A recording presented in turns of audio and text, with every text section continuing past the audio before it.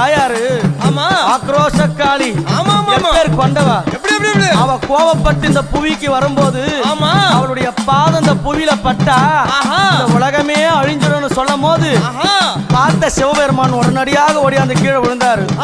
அவளுடைய திருமேனியான பாதம் சிவனுடைய மேல படணும். அவன் கோபம் தெளினு கீழே இருக்கிற கணவனும் தெரிஞ்சு கூட எங்க அம்மா அவ கட்டி நல்ல